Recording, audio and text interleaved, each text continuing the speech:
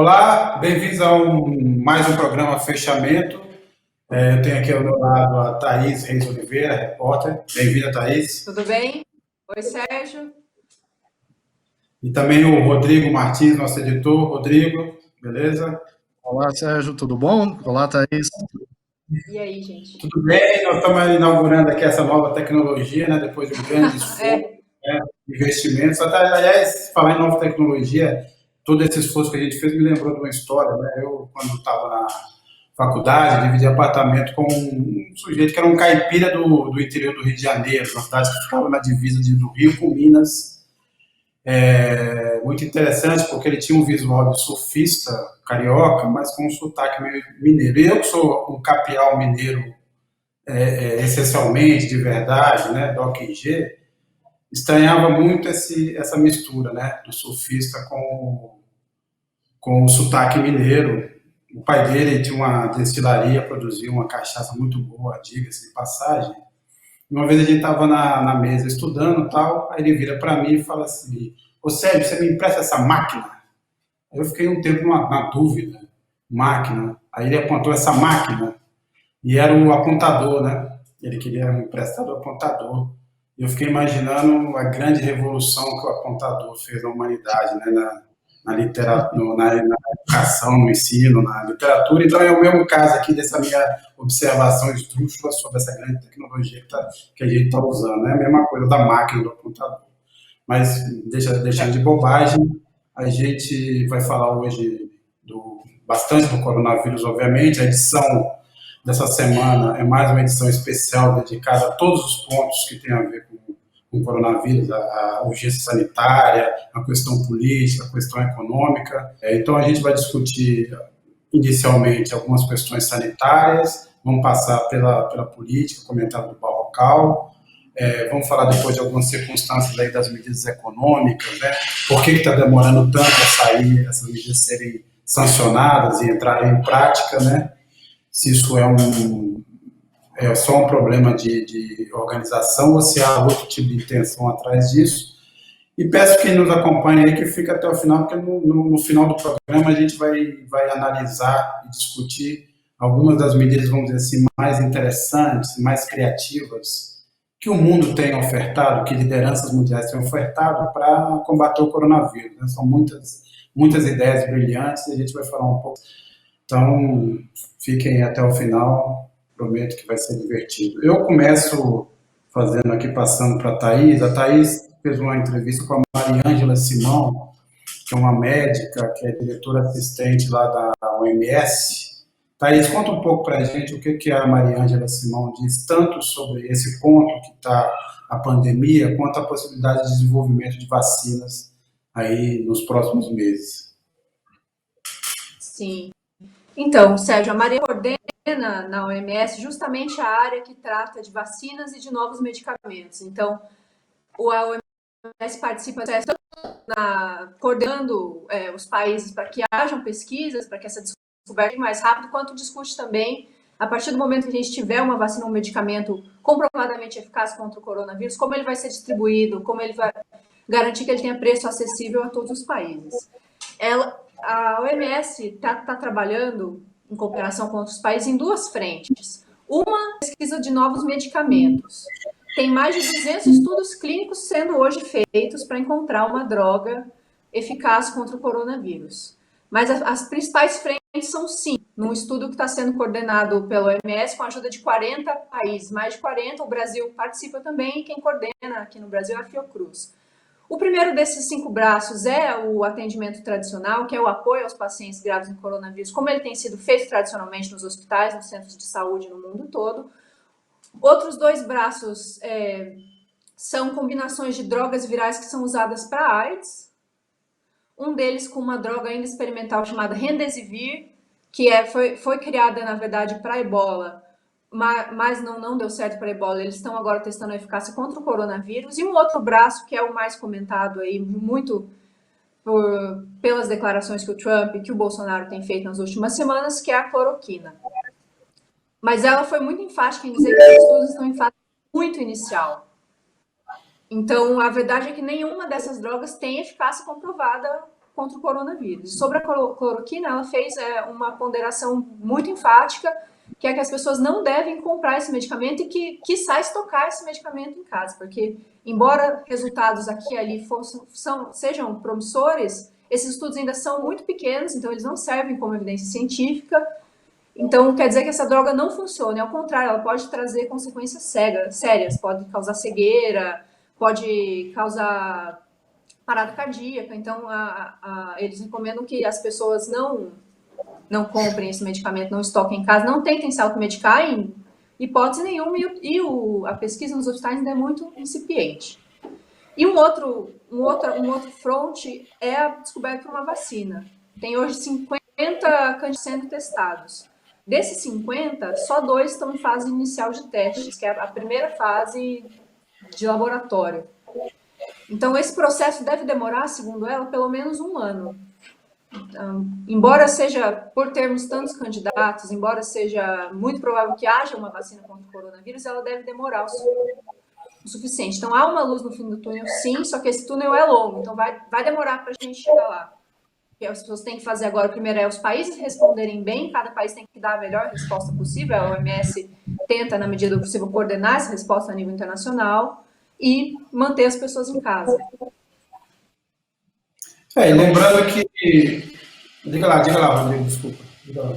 Não, eu ia perguntar sobre os pacientes que usam a cloroquina para o tratamento de malária, lúpus, porque esse medicamento ele desapareceu das prateleiras das farmácias por conta dessa propaganda aí feita tanto pelo Trump quanto pelo Bolsonaro. Tá faltando medicamento nas farmácias? Como que está a situação desses pacientes que dependem desse remédio e que, por conta aí propriedades curativas que estão sendo atribuídas a ele no caso do coronavírus, desapareceram das farmácias?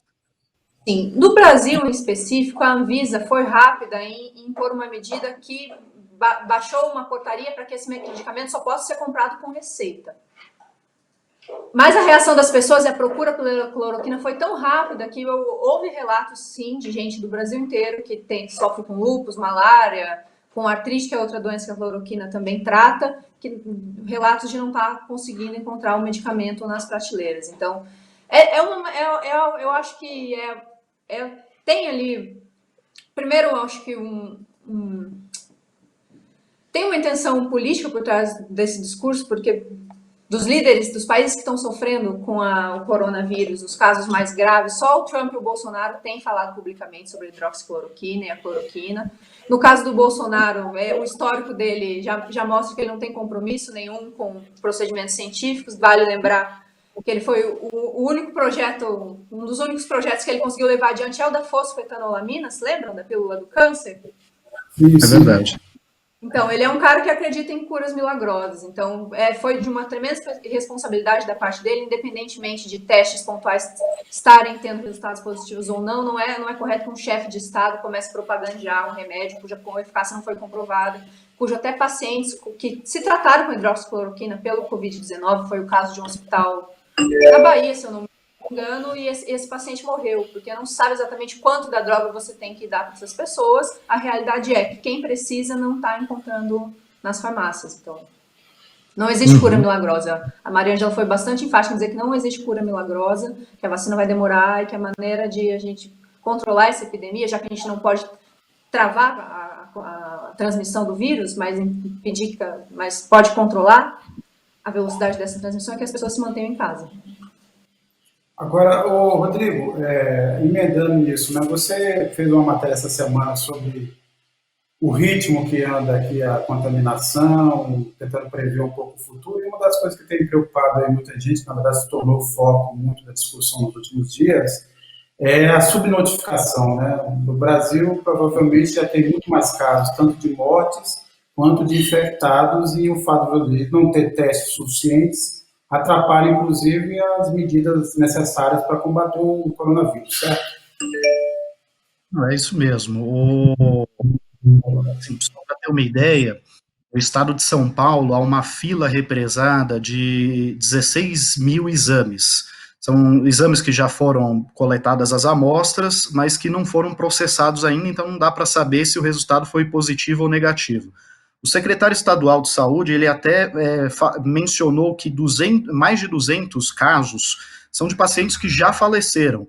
Eles faleceram com suspeita de coronavírus, mas ainda não houve a confirmação do resultado do exame. Então, é possível que rapidamente haja um aumento muito forte, tanto do número de casos, quanto do número de mortes, tão logo esses resultados saiam, né? Então, há uma dificuldade de testar todo mundo, e alguns infectologistas com quem eu conversei, que trabalham em hospitais, Hospital das Clínicas, Hospital Emílio Ribas, que são grandes complexos hospitalares aqui de São Paulo, eles mencionam que a recomendação da OMS é testar todo mundo que tem suspeita de coronavírus.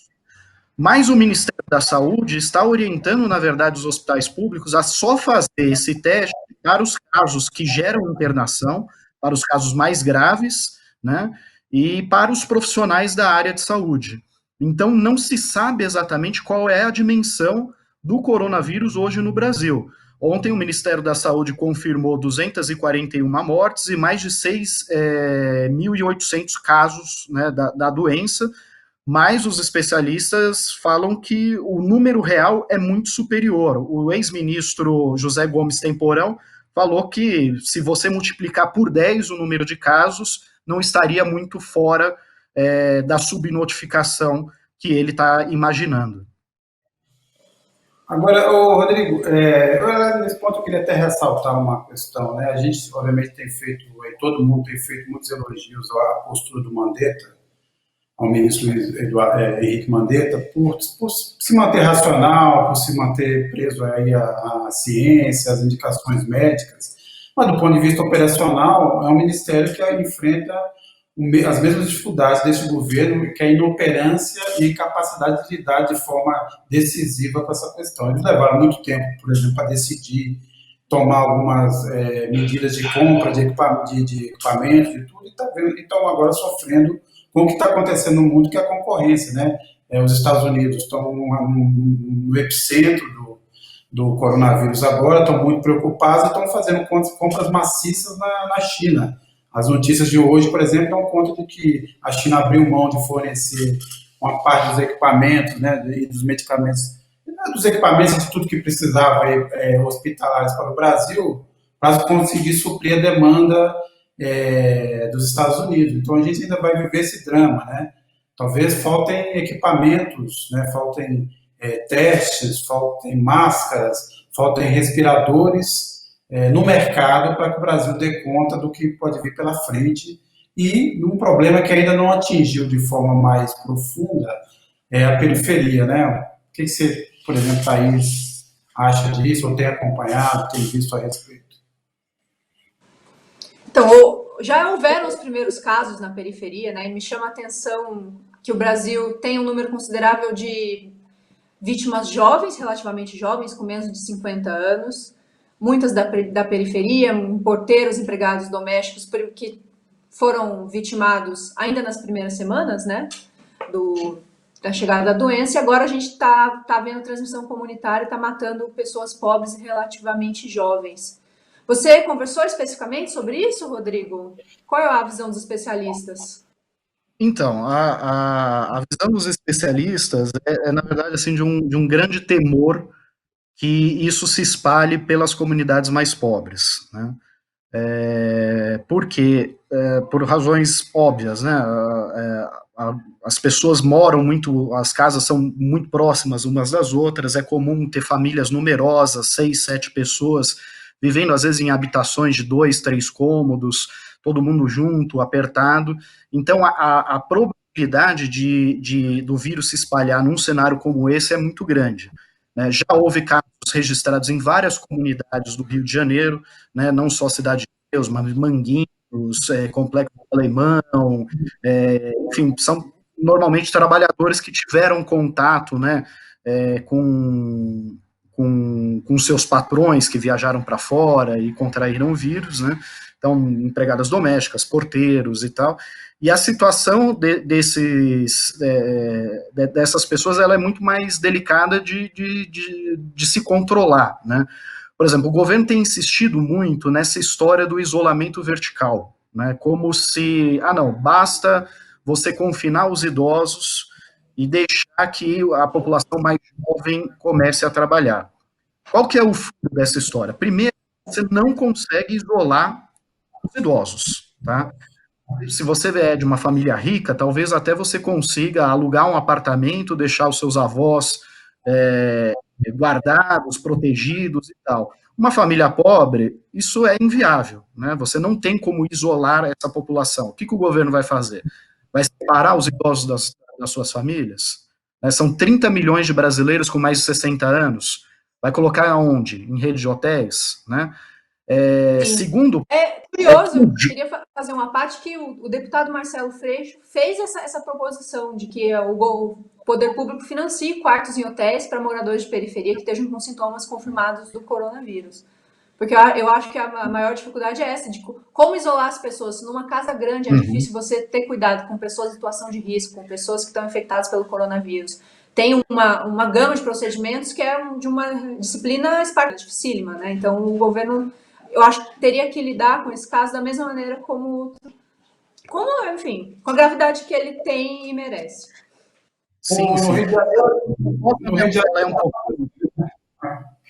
de Janeiro, o Crivella fez esse programa, mas é um programa muito restrito, né? São um pouco mais de 2.000 vagas em hotéis para idosos da periferia, quer dizer, nem trisca, né, a necessidade que o Rio de Janeiro, por exemplo, tem. Então, e a questão, assim, você trabalhar com as pessoas que têm casos confirmados hoje, até pode fazer algum sentido, mas daqui a pouco serão tantos casos confirmados que vai ficar impossível você arrumar um local para cada um deles. E se a gente for falar da população com mais de 60 anos, são 30 milhões de brasileiros, né? Num país que já sofre com um déficit habitacional muito forte, é meio inviável pensar nesse tipo de solução, né? E fora que, assim, a população mais jovem, se ela volta a trabalhar, se ela volta a circular, se acaba a quarentena para elas vão atuar como uma espécie de vetor, né? Você não tem o mosquito da dengue que carrega o vírus para todo mundo. A população mais jovem vai ter contato com o vírus, pode carregar esse vírus para casa, e se lá tiver um idoso, uma pessoa que tiver um histórico de doenças pré-existentes, nem precisa ser idoso, a gente está vendo muitos casos de jovens que estão falecendo, tendo complicações graves e tal.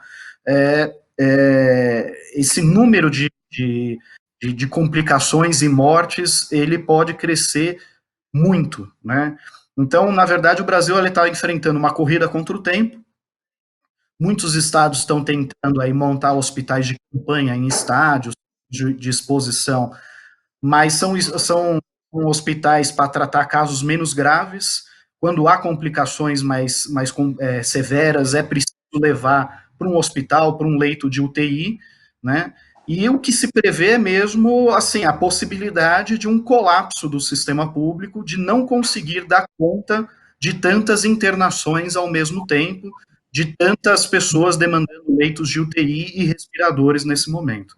Esse pico, né, está sendo projetado para o final de abril, começo de maio, mas o cenário ele ainda é incerto. Tudo vai depender se a gente vai obter ou não algum êxito com essa quarentena que alguns estados, como São Paulo, Rio de Janeiro, estão adotando. Se obter êxito, a gente consegue achatar um pouco essa curva e espalhar o número de casos ao longo do tempo para evitar esse colapso do sistema. Mas tempos difíceis virão, isso é uma certeza. A gente teve aí alguns indicadores interessantes, dizendo que talvez a curva de transmissão já tenha se achatado um pouco em alguns estados, tem alguns dados promissores sobre isso, mas é melhor todo mundo se preparar para um longo inverno, né? O Dória tem falado em voltar à normalidade em São Paulo em agosto, né? Quando tudo funciona normalmente. Obviamente, os governos vão estabelecendo, vão estendendo a quarentena, o isolamento, e obviamente ninguém vai estender, dizer que você vai ter que ficar em casa até dezembro, porque causaria um desespero, mas todo mundo já prorrogou esse prazo, né, no mundo inteiro, né? Já estamos falando em início de maio, a Itália acabou de fazer isso, os Estados Unidos acabaram de fazer, não vejo previsão, acho que é bom esperar aí ainda um longo período de isolamento, né, enquanto você não tem nem equipamentos, nem material, nem análise suficiente para realmente medir as consequências do coronavírus. Agora, pessoal, eu queria já passar por tempo, vou chamar aqui o Barrocal, ele acompanha essa semana lá o desenrolar, né, das consequências políticas da crise do coronavírus. Então, Barrocal, conta para a gente um pouco aí da sua reportagem. Um abraço. Olá, colega de redação em São Paulo, amigo de Carta Capital em todo o Brasil. Pois é, a minha reportagem da semana é sobre a acusação de crime comum contra Jair Bolsonaro agora na pandemia de coronavírus. O Supremo Tribunal Federal recebeu 2 queixas contra o presidente. As 2 baseiam-se no Código Penal. A mais robusta delas aponta 4 crimes que Bolsonaro teria cometido. Ele teria colocado em risco a vida de pessoas ou a saúde de pessoas, teria infringido normas sanitárias destinadas a impedir a propagação de doenças contagiosas, teria incitado o cometimento de crime e teria prevaricado também. Além de suas declarações sobre gripezinha, resfriadinho, Bolsonaro também praticou atos concretos que baseiam essas acusações. Ele foi, por exemplo, a um ato público de seus apoiadores em 15 de março, mesmo estando sob suspeita de contaminação. Em um pronunciamento de rádio e TV em 24 de março, Bolsonaro insistiu: gripezinha, os brasileiros deveriam voltar à vida normal. No último domingo, 29 de março, Bolsonaro passeou por áreas comerciais da periferia de Brasília para dar o exemplo: olha, voltem à vida normal porque isso é gripezinha. É verdade que no último dia 31, o presidente, em um novo pronunciamento, voltou atrás em sua posição, agora está mais manso e admite a gravidade do caso. De qualquer forma, o que ele fez anteriormente já embasou as 2 acusações. Ele está agora na mão do Procurador-Geral da República, Augusto Aras. É a ele, o PGR, que cabe apresentar uma denúncia criminal à justiça contra Bolsonaro, contra o presidente da República. Aras foi indicado ao cargo por Bolsonaro e já deu algumas pistas de que será benevolente com o presidente agora. Ele engavetou, por exemplo, um pedido para processar Bolsonaro que havia sido formulado por 18 colegas de procuradoria. Será ele o novo engavetador-geral da República? É isso. Um grande abraço a todos e até a semana que vem. Então, eu particularmente acho que eu não confio, quer dizer, eu acho que o Bolsonaro não se emenda, né? Ele fez esse pronunciamento, aí aparentemente isso pareceu mais racional, mais contido, mas aí no dia seguinte ele já voltou a enfiar o pé na jaca, né? A acusar os governadores, a distribuir fake news. Eu não acho que o Bolsonaro também esteja muito disposto a fazer com que as medidas econômicas sigam em frente. Eu acho que o governo não se trata só de uma incompetência, de uma incapacidade do governo de pôr em prática as medidas que o Congresso tem aprovado. Eu acho que tem uma boa medida, o Bolsonaro, aliado ao Paulo Guedes, querem forçar uma situação, né? Eles acham que a economia deve voltar a funcionar, que são, afinal de contas, são 5, 7 mil vidas, né? O que seria isso em nome da economia? E estão meio que criando obstáculos para que as medidas saiam do papel, para ter uma pressão social contra os governadores, uma pressão popular, entre aspas, aqui, para que os governadores diminuam essas restrições, né? Ele aprovou, por exemplo, aparentemente, ele aprovou a coisa dos R$600, que ainda não foi publicado no Diário Oficial, mas vetou alguns pontos, né, das medidas que o Congresso tinha tomado. Isso vai fazer com que o Congresso avalie de novo as medidas, né, os vetos. Isso vai atrasar o processo. Ele não liberou, ele anunciou agora um MP para liberar os contratos, né, a suspensão dos contratos, mas também isso ainda não está claro como vai funcionar, né? Aliás, isso criou um outro problema para mim também, eu queria que vocês depois comentassem, mas para mim criou um problema que mostra assim como a desigualdade no Brasil é levada, assim, é aceita de todas as formas, inclusive do ponto de vista institucional.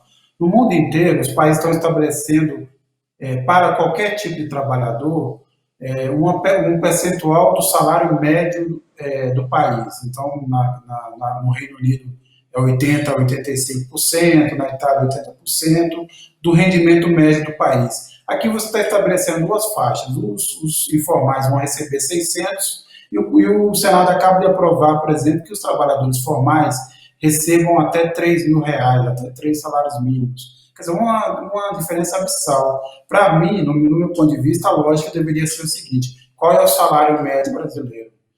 É esse. Então, nós vamos fornecer a todo e qualquer trabalhador uma porcentagem que seja 80%, 85% desse salário médio, independentemente dele se ele é formal ou não, se ele recebe acima ou abaixo disso.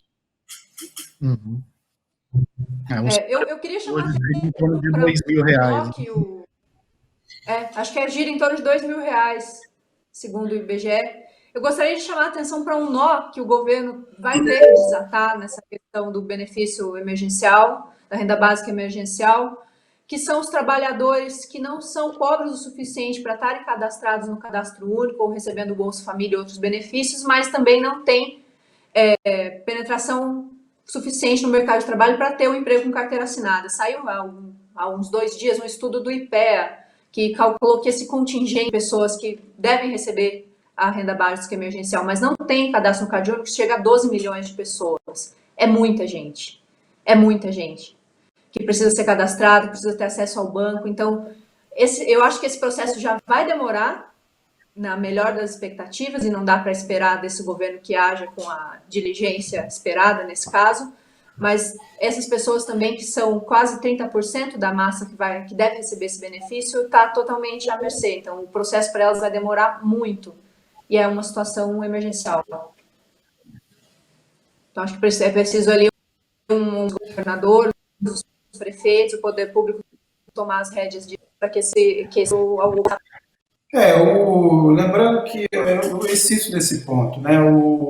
Eu vejo nisso um pouco de uma estratégia, e casa, inclusive, com uma certa ameaça. Tem uma ala bolsonarista dos caminhoneiros, por exemplo, falando em fazer paralisações, impressionar os governos do Estado para liberar as medidas, atenuar as medidas restritivas. Eu acho que isso tudo faz parte de um plano e de uma.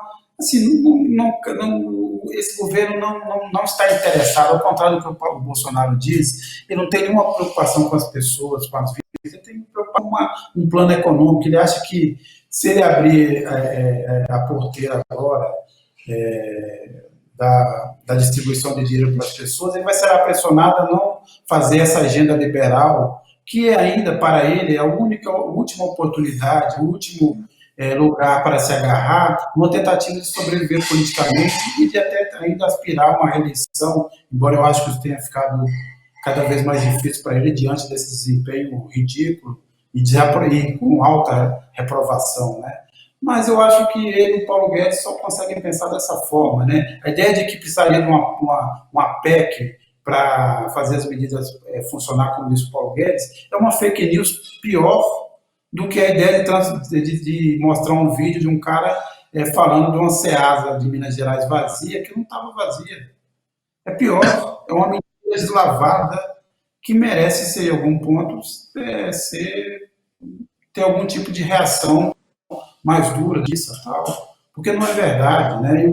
Lembrando, o Brasil tem um histórico já, 30 anos, construiu políticas, os maiores especialistas do mundo em pobreza, existem todos os estudos, todos os dados, todos os cadastros possíveis para você identificar onde estão os necessitados e como fazer esse dinheiro chegar até eles. Aliás, eu acho que vale lembrar também que quando os casos começaram a explodir no Brasil e tal, a primeira medida anunciada pelo Paulo Guedes foi: não, precisamos fazer a privatização da Eletrobras e precisamos fazer a reforma tributária, como se isso fosse resolver o problema do Brasil. Essa foi a primeira resposta dele. Então, acho que, assim, no campo econômico, o Paulo Guedes ele é tão iluminado quanto o presidente da República. Pois Eu acho que se tem para alguma vantagem do Brasil estar passando por uma crise dessa magnitude agora, é mostrar que o voto que produziu um governo anti-estatal está causando problemas e que a cabeça de planilha não serve para resolver políticas públicas. Não dá para pensar país, não dá para pensar política pública, economia, pensando, tratando as pessoas como se fossem simplesmente o número de CPF. Acho que vem daí a dificuldade do Paulo Guedes de ter oferecido uma resposta rápida para a crise do coronavírus, que teria poupado ele de tantos vexames agora. Agora, quer dizer, o Congresso vai fazendo a sua parte lá, aprovando a revelia, mas tudo depende, no fim das contas, da capacidade do Executivo de colocar isso em prática. E esse é o problema, o entrave. Eles não conseguem, quer dizer, eles estão programando para o dia 16 de abril o primeiro pagamento do Bolsa Família, mas eles perguntam, mas por que tanto tempo? Eles têm todo o cadastro do Bolsa Família, por que não depositam hoje, amanhã? O dinheiro está aí disponível, o Supremo já divulgou, já suspendeu as regras da Lei de Responsabilidade Fiscal, né? E lembrando o seguinte, o Brasil é o antepenúltimo país, quando você fala em tamanho de alocação de recursos do PIB para o combate ao coronavírus. Os Estados Unidos está reservando 7% do PIB, os países europeus chegam perto de 12%, aqui nós estamos falando de 2,6%. E lembrando que parte desse dinheiro está indo para o setor financeiro, o que também faz sentido, né? Você tem que dar liquidez para os bancos. Mas tudo que foi liberado até agora só foi dinheiro de liquidez para os bancos. E há, por exemplo, setores no comércio, no varejo, reclamando que os bancos estão aumentando os juros. O que também acontece num caso como esse. É um pouco da dinâmica do mercado. Como é que você impede isso? Usando os bancos públicos como contraponto. E segundo, lembrando sempre que a gente tem dito aqui, todo o programa, o dinheiro tem que chegar na mão das pessoas. Este é o entrave da economia no momento. É chegar na mão das pessoas e também fazer com que as empresas tenham condições de manter os empregos e não quebrar nesse período. Uma parte do dinheiro, tudo bem, faz sentido aumentar a disponibilidade de dinheiro para os bancos, porque também para você evitar uma crise sistêmica bancária que seria pior. Mas um ponto mais importante é fazer que o dinheiro chegue na mão do trabalhador e que as empresas também tenham fôlego e condições para sobreviver a esse período sem demissões em massa. Esse é o ponto central que o governo teima em não reconhecer. Então, eu repito, para mim é um pouco mais do que incompetência, isso faz parte de um projeto, de um plano do Bolsonaro, de tentar reinar no caos. Ele acha que só vai sobreviver politicamente numa confrontação com os governadores e com a ciência e com tudo que for necessário para manter um plano que nesse momento é inexequível, né? Esse é o ponto. Ele continua sendo tratado apenas como um translocado, um sujeito com a mente limítrofe, é pouco, né? É pouco nesse momento. Mas, pessoal, deixa eu dar prosseguimento aqui. O JB Medeiros vai falar um pouco aí de duas tragédias que abateram aí a música clássica brasileira, a morte dos maestros Martinho Lutero e da Naomi Munakata, e o medo que está assolando vários dos músicos que tiveram contatos com esses maestros nos últimos tempos. Há muitos casos já de gente internada e que pode ser ainda mais grave do que foi o efeito aí para a música clássica brasileira. Então, JB, fala um pouco, a gente conta um pouco dessa história. A edição de Cultura de Carta Capital dessa semana analisa as carreiras e as contribuições dos maestros Naomi Munakata e Martinho Lutero, mortos pelo coronavírus essa semana. Eles partiram precocemente, mas deixaram um legado de muita inovação e também de grande conscientização social dos músicos. Nós também analisamos a nova canção do Bob Dylan, um épico de 17 minutos que ele lançou agora essa semana e que parte do assassinato de John Fitzgerald Kennedy em 1963 para discutir a nação americana de uma forma geral. Obrigado, JB. Pessoal, a gente está chegando aqui agora na reta final do programa e chegou esse momento de a gente falar um pouco aí. Eu acho que todo mundo aí fez um levantamento aí. Queria saber de vocês quais foram as ideias mais brilhantes que vocês viram nesses últimos dias para o combate do coronavírus. Vou começar pela Thaís. Thaís, qual foi a ideia assim, que mais te emocionou, que você acha mais aplicável nesse momento? Então, eu vou, na verdade, destacar um caso que teve um final feliz, que é o caso do Manuel López Obrador no México, que quando os primeiros casos do coronavírus começaram a surgir no México, o Obrador minimizou as medidas de contenção necessárias, falou em uma cura, em um óleo, em reza, teve um discurso muito parecido com o discurso que a gente ouve aqui no Brasil, e bastou ele ser comparado com o Bolsonaro para que ele mudasse de ideia e passasse a defender frontalmente as medidas recomendadas pelos organismos de saúde. Então, esse foi um caso que me chamou a atenção há alguns dias, que bastou, eu acho que mostrou que ser comparado ao Bolsonaro já é demais, né? Falei, que horror, isso não, né? Ele não. Rodrigo? Isso, populista tudo bem, Bolsonaro já é demais. Olha, eu achei muito criativa a solução daquele líder da Bielorrússia que propõe embebedar o vírus com vodka. Eu acho que pode ser uma alternativa válida em tempos de quarentena. Eu acho que a vodka, inclusive... Checagem, tendo que desmentir que o vinho matava o coronavírus. Então, você pode beber para curar o coronavírus. Então, é bom que se diga. O vinho parece meio fraco. A vodka é quase um álcool 70, né? Quando não é, em alguns casos. Ele também recomendou que você lavasse a mão. Acho que até tomar um banho com a vodka funciona. No caso do Brasil, que a vodka é um pouco mais cara, se a gente fizer aí uma comparação, eu acho que uma cachaça também dessas, não dessas gourmets vendidas aí para o exterior, a cachaça mesmo, uma caninha de 51. Chamado popularmente de barrigudinha. Barrigudinha.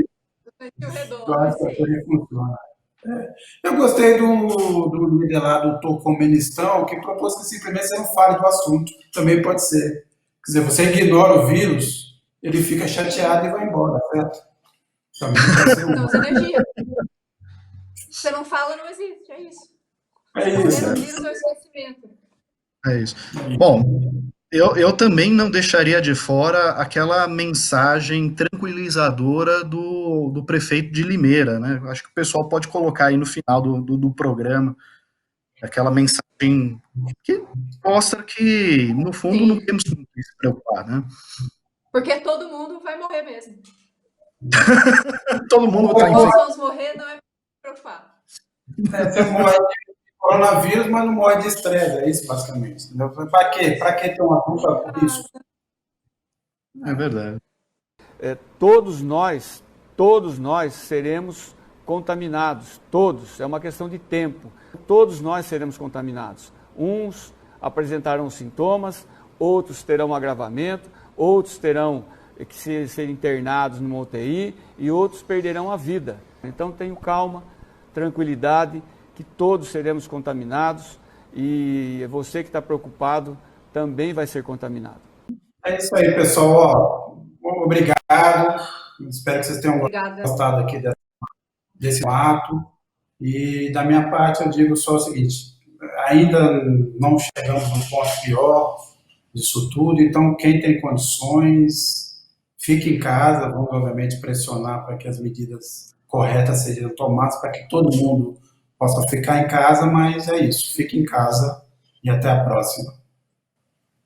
É isso, gente. Obrigada pela companhia de vocês. Obrigada a todo mundo que está assistindo a gente. Eu também estou com o Sérgio nessa. Eu acho que quem puder se manter em casa, se mantenha. Não esqueça de cuidar da própria saúde mental, cuidar de quem você ama, que essa situação é longa, mas vai passar. E quanto mais as pessoas estiverem unidas, mais rápido tudo isso vai passar. Então, é isso. É isso, pessoal. A próxima eu não vou falar muito, porque estou carente aqui na quarentena. Se deixar, vou falando. Mas até mais. Tchau, tchau. Tchau, tchau, gente. Um beijo. Tchau.